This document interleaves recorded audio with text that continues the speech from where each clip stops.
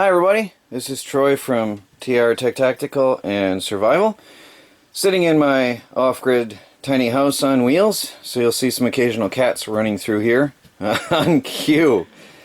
So I am showing you today my everyday carry gear as well as my bug out bags. I want to show you my complete and total set here and the reasoning behind everything, okay? So a lot of you have seen individually, you have seen my Fieldline Tactical Edc bag, which I carry with me everywhere I go. If I leave the house, if I leave the land, that goes with me. So it generally rides with me in the car, or if I ride with somebody else, that comes with me.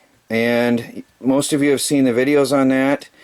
I'm going to place links to each video for each particular item that wherever I've done a video on each item, and links where you can purchase each item where appropriate.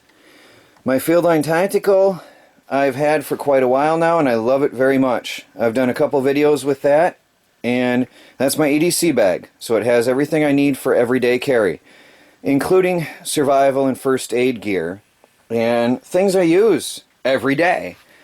Including, by the way, a Bible and leaflets for my church, because I do happen to have those things. That's convenient. It's always on my side. So I have snacks in there, and I have a water filter in there. So I can really survive on that, a minimalist survival, and get by with that bag. Then I have my little pouch, which you've recently seen, and a little pouch stays on my side. That's a Maxpedition little belt pouch that I recently showed you a video on, and that always is on my side if I leave the house, if I go away from the meadow. So if I go out on the land or something, that is on my belt. Okay, now what we've got here is something you've not seen because it's always on my belt. I actually just took these off in order to do this video. I have my Leatherman core pocket tool, which I think I've shown you recently along with that pouch. But the Leatherman core is on my belt. So if I'm wearing my pants, which is hopefully always, if I'm outside and wearing my pants, that's on my belt, okay? Then I have my pocket Leatherman, which is always in my pocket, and this has my house key. So I cannot leave the property without this tool in my pocket at any given time. So these things here are with me if I leave, always. If I go, if I go outside, the house, these are on me. If I'm wearing my pants, these are on me. If I'm wearing my work pants, I've got another one of these on my work pants and another pocket tool in that as well. If I'm leaving the meadow, this is on me. If I'm leaving the homestead, that's with me. So there's my everyday carry, all right? Now, I've got my primary bug out bag, which you've also seen in a video, and I recently showed the contents. I am continuously updating and improving what's in my bug out bag. So what's in my survival gear is always changing. And I want to thank you all for the comments, by the way, because I am learning from you guys and learning to improve my, my bug out bag and my Edc equipment. So that's that. That's the primary bug out bag. So if I had to hit the road and run for long-term indefinite stay, long bug out, that's got food, that's got a 10,000 gallon water filter, 10,000 gallon capacity water filter. It's got shelter. It's got spare clothing. Sorry, baby cat is doing what she always does and bumping my tripod.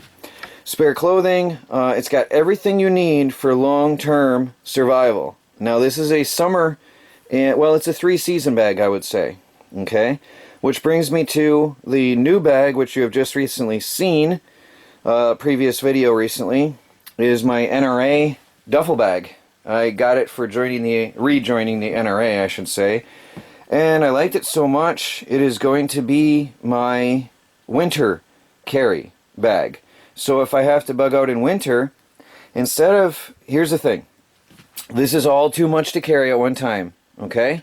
But If you have to bug out in a hurry, it's better to just grab, and go and sort it out later, okay? Rather than trying to run in the house and say, now, where's my coat? Where's my hat? Where's my gloves? Where's my extra underwear? Where's my winter socks? It's right there. Grab and go. The idea of bugging out in a hurry is you grab everything and run. And you can strip this bag, put on your coat, put on your hat and gloves while you're running, if you have to. But regardless, it's there in one bag. If you have the time, you still have it all right there in one place, so you don't have to search around. It can save you valuable minutes, even hours, searching for your winter gear if you didn't have it out yet. So I strongly believe in having a winter bug out bag, supplementary to your primary bug out bag, for emergencies if you have to go in a hurry in winter, in cold weather, in northern climates. And then there is another one you've seen recently, my Fieldline food kit with cooking supplies and food and another water filter and everything you need for cooking and snacking. I do believe I have, if I was sparing on the food, I have about a week of survival food in there. Okay, so I can probably survive for a week. Not comfortable. Survival is not comfortable. Okay, but I do have the food in there. And again, when you grab and go in a hurry, you just grab everything, and that straps to my primary bug out bag. Once I get the chance. For now, I can grab that in one hand, grab the winter bag in the other, and have the bug out bag over my shoulder, and worry about it after I have time to collect my thoughts. Okay? But I do believe in having everything compartmentalized. It is, I can't stress that enough. Having things compartmentalized and having quick grab and go bags based on the season and based on what you need for your location and your weather types. Here up north, we have extreme cold winters. You will die if you grab your 3-season bug out bag and don't have a winter survival setup with you. Or if you have to run in a hurry and you don't have time to look for your winter gear, you just have to go. You will die if you don't have a winter grab bag in northern climates. Okay? So, again, all of this can be condensed on the road.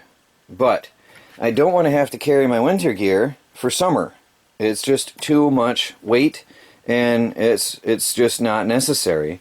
And summer hiking is more strenuous and exhausting, and you will tire out faster and you will use more water if you have more equipment on your back. So, of course, winter can be as well, by the way. Many people have asked me about a weapon for bugging out. Now my backpack has two survival knives in the backpack, and the bug out backpack. And I'm always changing out what's in there. I'm always swapping out what my favorite knives are. So that's always changing, okay? But I believe the best survival rifle in the world is a .22. And this is an old 1960 something or other Marlin 5-round bolt action .22 rifle. It is rock solid, stable, and you can drive a tack at 100 yards if your eyes are good enough. This thing is really, really stable. And what I love about it is this gun, because it is so tight, bolt actions are actually quieter. Bolt actions are more accurate. And because it's so tight, this thing has near silent when you fire it. You hear the impact of the bullet hitting your target louder than the sound of the gun firing, because that bolt is so tight. I really love this rifle, and you could never pay me enough to part with that. So that is a really good find, that a .22 rifle, bolt action being better, is what I think the ultimate, very best survival weapon you can have for defense and for hunting. You have to provide food when you bug out. Your bug out food bag is only going to last a few days to a week max, and then you're on your own. And another reason I carry a 22 rifle when I bug out is because the ammunition is so small, you can dump 100 rounds in your pocket and it won't take up any space. You could dump the ammo in your bag and it won't take up any space. This stuff is also relatively light compared to any larger caliber ammunition. The size of 50 rounds is actually smaller than 3 rounds of your average high power hunting rifle ammunition. And a 22 in emergency survival, I do not say to do this in normal hunting. It is illegal in normal hunting situations, but in emergency survival, a 22 round will take down food for eating. Okay, depending on your state laws and hunting regulations, 22 can be used for small game, even now in normal scenarios. But for survival hunting, a 22 cannot be beat. So that is something I've often strongly believed and preached, is a 22 is the ultimate bug out survival weapon. Because the ammo is so light, there's 100 rounds right there, then the size of about 6 rounds for a larger rifle. Actually, that's about equal to about 3 shotgun shells in comparison. Let me see. Let me show you 3 shotgun shells in comparison, just to show you that 22 is the ultimate survival round. Okay? The 22 is the ultimate survival rifle. There's 3 shotgun shells in comparison. 100 rounds is equivalent to about 3 shotgun shells in size. And a little bit heavier because you got more lead, but still. So people have been long been asking me about everything that I carry. They've often been asking me about what kind of a weapon I would take for survival. Again, it would be 2 knives, and one of which, by the way, I recently had out. Where is he? One of my favorite knives, which would definitely go with me, which is the Tractor Supply, believe it or not, the Tractor Supply $10 knife, because it has the wicked sawback blade and a really good, it's got a very good slanted edge. So I get in the light there. It's got a good slope here for penetration, nice fine point for punching in, and a good little sawback. It wouldn't cut a lot, but it would help you if you didn't have a saw. And I've used this for hacking and slashing, and I've never sharpened it yet, and it is very sharp. I have used this a lot in the forest for hacking and slashing, and it's still pretty sharp. It holds its edge. I've not resharpened it. Okay, it is a full tang, so I love this knife, and it's a big knife. I like a big knife for running around the woods, because if I'm going to be attacked by a bear, I want to have something that's going to have some heft to it. So also the other one I prefer is the cold steel, which makes a good spear. So there you have my full and complete bug out, survival, and everyday carry gear. And I'll repeat, because I know people are going to say this, I know it's too much to carry at one time. I agree. But it's compartmentalized. You're going to, if you bug out in summer, you're only going to take these 2. Okay? Your everyday carry, and your pouch is going to be on your side at any given time. Your EDC is going to be in your car. So if you're in your car, the reason for an EDC bag is if you're stranded, or if you're caught away from home, you don't have your bug out gear with you, you at least have a little bit of survival gear. This is redundant. You don't have to take this when you take your bug out bag, your primary bag. This is redundant. This is only if you're caught away from home. Okay? This here, again, is redundant. It's only if you're caught away from home with nothing else but what's on your belt. Okay, right here. And that's redundant. You could later drop that if you wanted, or integrate it back into your bag. The big bug out bag is if you have to leave your home for long term, indefinitely, in a hurry.